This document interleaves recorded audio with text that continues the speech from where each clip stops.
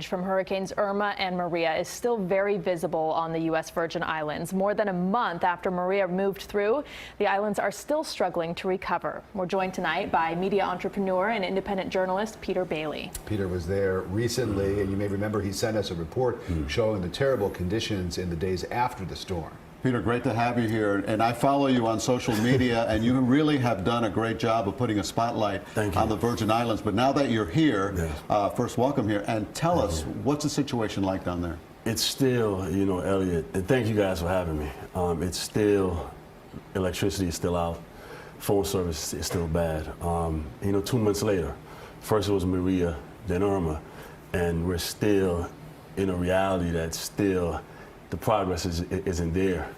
You know, and honestly, I don't have a filter, but we're feeling like an American territory. Why are we American? That's the general sentiment. You know, why are we American? What percentage of the people down there have electricity? Tell me about running water. What is the situation? Electricity is right now about 15 to 20%.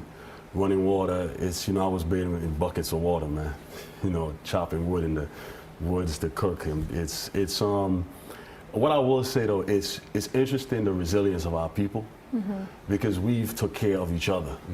You know, and I say that America is essentially missing one of the most inspiring stories of human resilience. We're just taking care of each other. You know, as you can tell, I'm emotional because I'm honest. My mother is 74, my father is 80 years old in a wheelchair and Alzheimer's, and I don't know why the progress is still where it's at. Do you feel like it's been overshadowed at all by the devastation in Puerto Rico, which has had a big focus in the media? Of course. Imagine this, we're 40 miles in the shadows of Puerto Rico. So I question activists, I question, you know, we live in an age where if you're not trending, you're not relevant. So I understand Puerto Ricans, they're our family. Our cultures are intertwined, but it makes me question, is this for ratings or political fervor that we're just being overshadowed? You know, it's troubling. We know that the governor of Puerto Rico has requested help from the federal government. The governor of the Virgin Islands has requested $5.5 billion from Congress to help the islands recover. Are they getting that money? Is there any sign that the help has begun to arrive? I hope we get it. You know, I hope we get it. Like I said, I don't want to become a political tool for left or right, but our president is tweeting. While human beings' lives are at stake, he's tweeting. You know, I don't know. I hope we get it.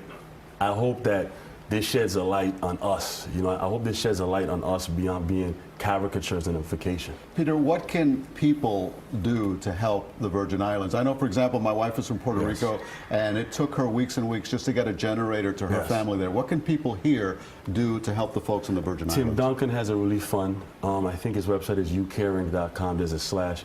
There's youcaring.com, USVI Relief Fund. There's a Caribbean Relief Project. I've been in contact with Marlin Hill, based there.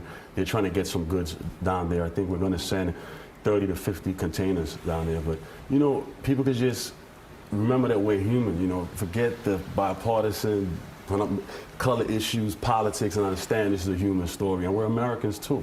You know, you depend a lot on tourism dollars. Yeah, and you know, without an infrastructure, without power, running water, people are not going to be booking vacations to the Virgin Islands. That's a very great question, because we're looking at our economy has not been diversified. 80% of our revenue comes from tourism. Our economy is already on the verge of collapse.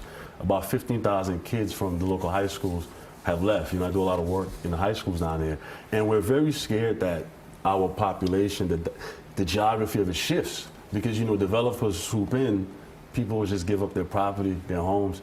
So we really would love to focus on businesses and entrepreneurs, local entrepreneurs, getting grants to basically keep their businesses going. Peter, we're out of time, but I know you're heavily into social media. What's the best way for people out there to follow you so they can follow what's happening in the Virgin Islands? It's at I am Peter Bailey. That's I-A-M Peter Bailey, L-E-Y. All right, Peter, Thank you so much for coming. Thank you, guys. Our best to your family in the Virgin Islands. Appreciate it. Thank you, Peter.